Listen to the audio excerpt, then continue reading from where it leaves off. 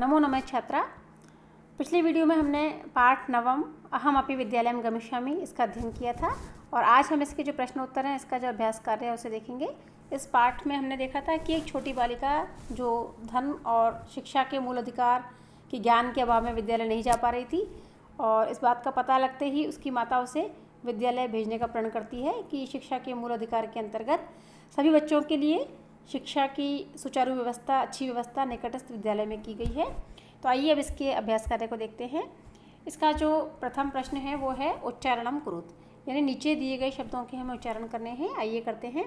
अग्रिमे दिने षड्वादने अष्टवर्ष देशीया अनुगृह्णातु भवत्सदृशानां गृहसञ्चालनाय व्यवस्थायै महार्घता काले अद्यैवस्याः करतलवादन सहितम।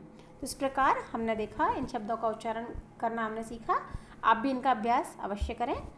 जो द्वितीय प्रश्न है उसके अंतर्गत एक पदेन उत्तराणि लिखत, यानी एक पद में इन एक शब्द में हमें इन सभी प्रश्नों के उत्तर लिखने हैं।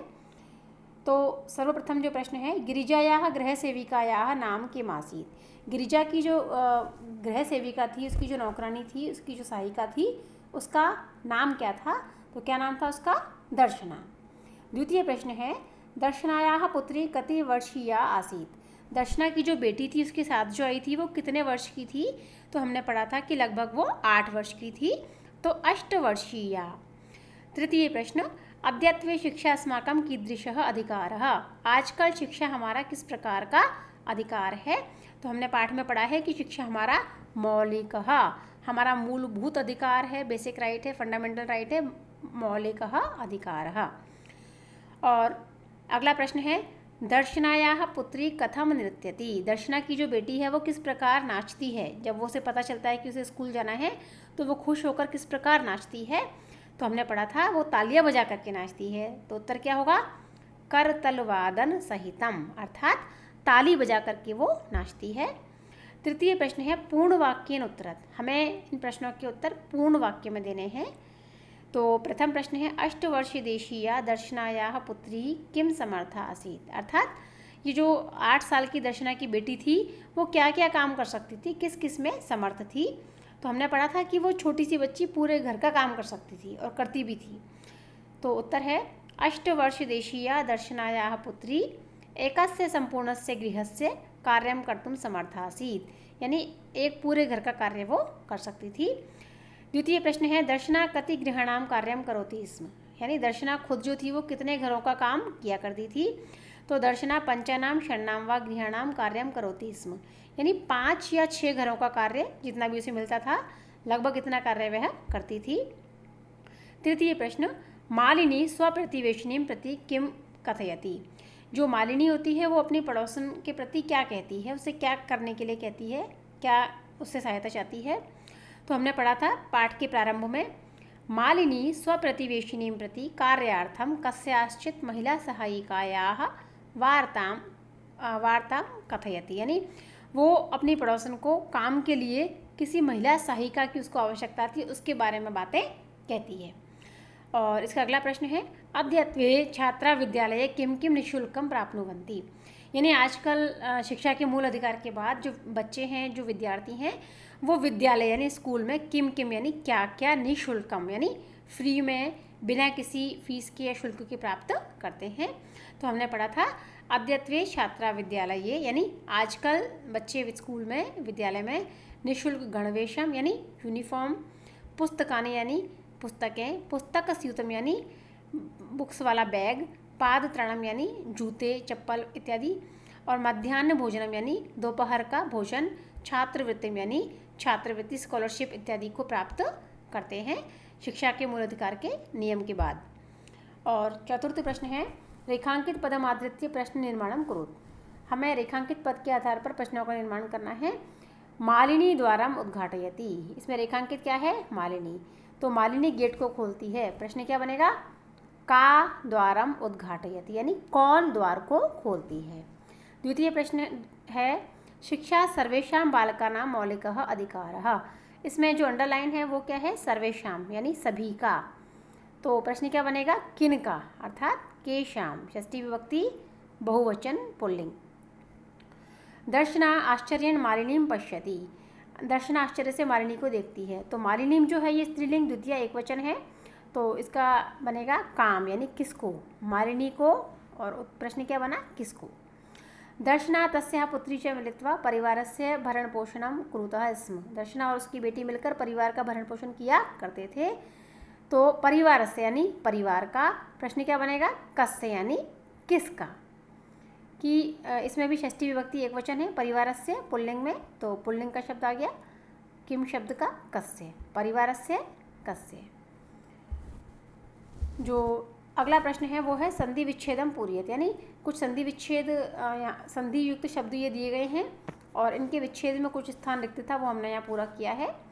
तो ग्रामम प्रति जो शब्द है इसमें है कि प्रति जो है वो एक व्यंजन से शुरू होने वाला शब्द है और उसके पहले ग्रामम का जो म था, इस माँ का यहाँ हमने अनुस्वार बनते हुए देखा था, तो इसी को हमने अलग से करके रखा है ग्रामम प्लस प्रति।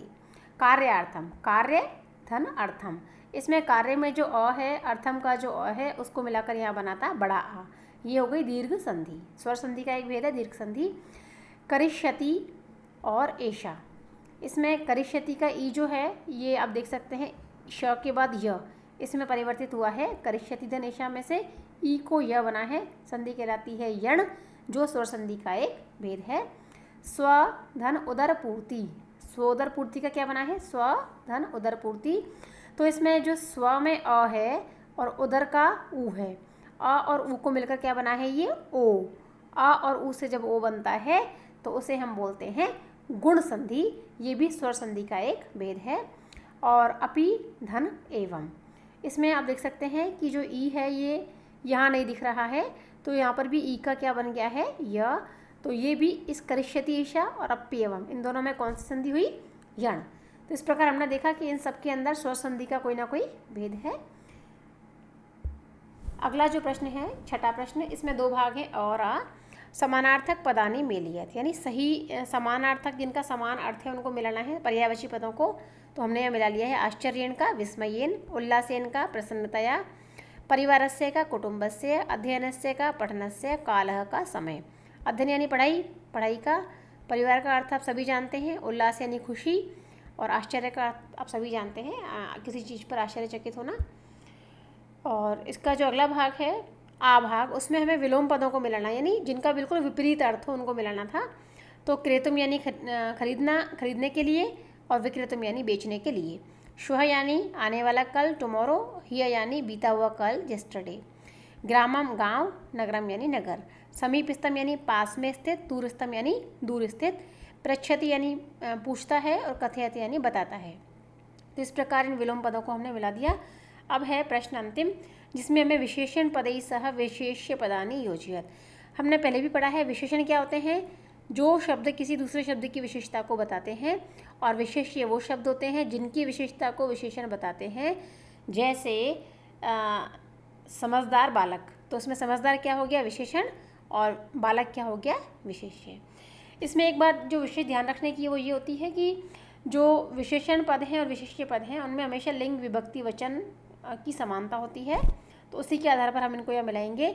सर्वेशाम बालका नाम, क्योंकि दोनों पुल्लिंग शब्द हैं, षष्ठी विभक्ति का है, बहुवचन है। मौलिकः अधिकारः, प्रथमा विभक्ति एक वचन। एषा अल्पवयस्का, ये स्त्रीलिंग प्रथमा एक वचन है। सर्वकार्यम विद्यालयम, द्वितीय विभक्ति एक वचन। समीपस्थे विद्यालये, पास के विद्यालय में, जो ये दोनों जो थे सप्तमी विभक्ति एक वचन। सर्वासाम बालिका नाम, इसमें षष्ठी विभक्ति है, बहुवचन है, किंतु ये है स्त्रीलिंग के शब्द, और ये जो था ये था पुल्लिंग के शब्द, तो ये इनका अंतर है। और निःशुल्कम गणवेशम, निःशुल्क गणवेश। तो विशेषण और विशेष्य को मिलाते हुए हमें दो बातों का ध्यान रखना है, एक तो लिंग विभक्ति वचन समान हो, और दूसरा उनका जो अर्थ है वो भी थोड़ा सेट बैठ रहा हो। जैसे सभी बालकों का, मौलिक अधिकार, यह अल्पवयस्क है, सरकारी स्कूल, समीप के विद्यालय में, सभी बालिकाओं का, और निःशुल्क गणवेश। तो थोड़ा अर्थ को देखना है और कुछ लिंग विभक्ति वचन की समानता को देखना है। यदि इनका हम ध्यान रखेंगे तो हमारा ये जो प्रश्न है विशेषण विशेष्य वाला, ये हमेशा सही होगा। तो इसी के साथ ही इस पाठ का जो अभ्यास कार्य है 9वें पाठ का समाप्त होता है। यदि आपको कोई प्रश्न समझने में परेशानी हो, कोई बाधा हो, कोई शंका हो, तो आप कमेंट बॉक्स में लिखकर पूछ सकते हैं। धन्यवाद।